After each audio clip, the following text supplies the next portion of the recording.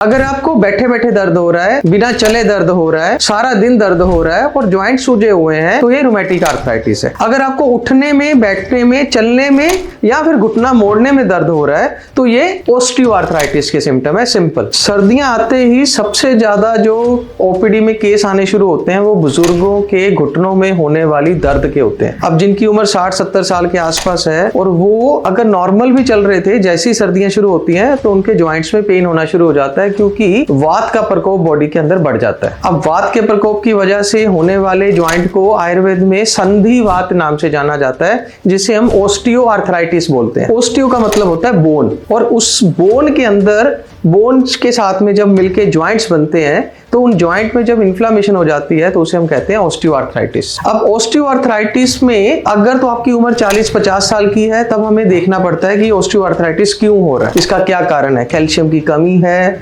या किसी तरह की कोई बीमारी है, या फिर किसी को रूमेटिक आर्थराइटिस के मिमिक्स तो नहीं हो रहे हैं, मतलब उसके साथ में कंपैरिजन करके हमें चेक करना पड़ता है। पर अगर आपकी उम्र 50, 60, 70 साल के आसपास है, ज्वाइंट्स में पेन हो रहा है, कंधे में, शोल्डर में या फिर कमर में दर्द हो रहा है, तो ये टिपिकली ऑस्टियोआर्थराइटिस के सिम्टम्स होते हैं। अब इसके मेन कारण होता है उम्र। ऑस्टियोआर्थराइटिस किसी को भी हो सकता है, उम्र की वजह से हो सकता है। अगर आपको डिफरेंशिएट करना है कि ये ऑस्टियोआर्थराइटिस है या फिर रूमेटिक आर्थराइटिस है, मतलब ये संधिवात है या फिर आमवात है, तो बड़ा सिंपल सा आपको एक टेस्ट मैं आज बता रहा हूं जो आप घर पे कर सकते हैं। अगर आपको बैठे बैठे दर्द हो रहा है, बिना चले दर्द हो रहा है, सारा दिन दर्द हो रहा है और ज्वाइंट सूजे हुए हैं, तो ये रूमेटिक आर्थराइटिस है। अगर आपको उठने में, बैठने में, चलने में या फिर घुटना मोड़ने में दर्द हो रहा है, तो ये ऑस्टियोआर्थराइटिस के सिम्टम है। सिंपल। ऑस्टियोआर्थराइटिस में आमतौर पे देखा जाता है कि हड्डियां कैल्शियम लूज करना शुरू कर देती हैं। कैल्शियम की कमी की वजह से हड्डियां कमजोर होना शुरू हो जाती हैं,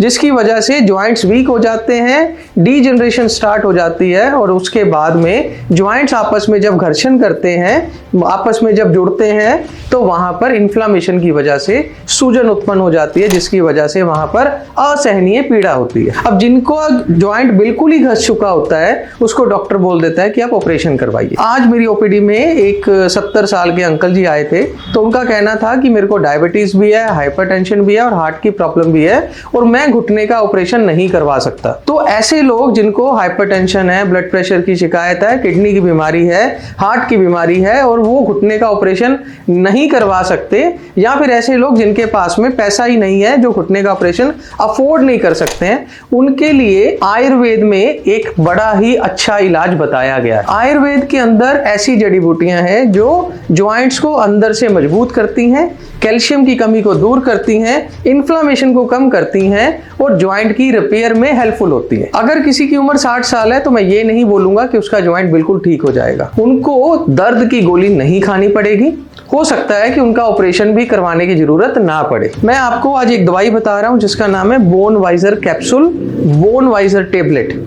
अब इस कैप्सूल और टेबलेट की खासियत ये है कि ये इन्फ्लामेशन को दूर करती हैं, ज्वाइंट के अंदर जो कमी पेशी आ रही है उसको रिपेयर करती हैं, जो डीजनरेटिव प्रोसेस स्टार्ट हो चुका है उसको धीरे धीरे स्लो डाउन करती हैं। अब इस मेडिसिन की खासियत ये है कि इसके अंदर जो ड्रग पड़ी हुई है उसका नाम है शलाकी।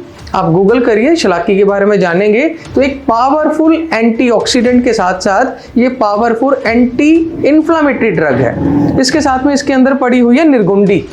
निर्गुंडी एक पावरफुल एनाल्जेसिक का काम करती है, और साथ में इसमें पड़ा हुआ है अश्वगंधा विदारीगंध, जो कि ज्वाइंट्स की लुब्रिकेशन करता है। आम भाषा में बोला जाता है कि ज्वाइंट में ग्रीस खत्म हो गई। बेसिकली वहां पे एक सनाइवल फ्लूइड होता है जो धीरे धीरे खत्म हो जाके डीजनरेटिव प्रोसेस स्टार्ट करता है। इस कैप्सूल की मदद से वहां पर जो कमी आ रही है उसको दूर किया जा सकता है।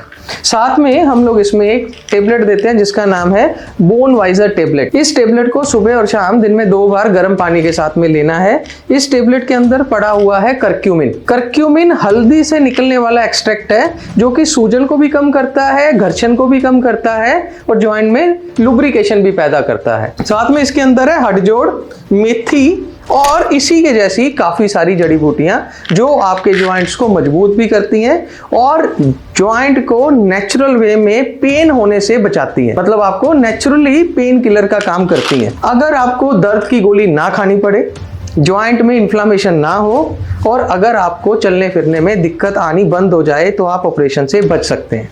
इसके साथ में हम लोग अपने पेशेंट्स को ये देते हैं bone wiser pain relief oil. इसका काम ये है कि ये लोकली वहां पर जाकर एब्जॉर्ब हो जाता है, जॉइंट की इन्फ्लामेशन को कम करता है और जॉइंट के अंदर जो घर्षण हो रही थी उसको कम करता है। इन तीनों चीजों का जो कॉम्बिनेशन है ये एक पावरफुल कॉम्बिनेशन है जिससे जॉइंट रिपेयर भी होता है, जॉइंट की कैल्शियम की कमी भी पूरी होती है और जो सूजन आ गई थी, इन्फ्लामेशन हो गई थी, उसको भी दूर करता है। अगर आप इसको रेगुलर बेसिस के ऊपर 3 से 4 महीने लगातार इसका सेवन करते हैं तो आपको जॉइंट पेन में ऑपरेशन करवाने की नौबत नहीं आएगी। अगर आप चाह रहे हैं कि आपका ऑपरेशन करवाना है तो एक बार इसको ट्राई करके देखें। अगर आपको फर्क नहीं मिलेगा तो आप करवा लेना ऑपरेशन, अगर आपको करवाना होगा तो। बट हमने आज तक जिन लाखों लोगों को ये दिया है उनमें से बहुत सारे लोगों को इसका आराम मिला है और इसको ऑपरेशन की नौबत भी नहीं आई है। अधिक जानकारी अगर आप चाहते हैं तो ऊपर दिए गए नंबर पर संपर्क करें। हमारे एग्जीक्यूटिव आपको पर्सनलाइज्ड डाइट बताएंगे,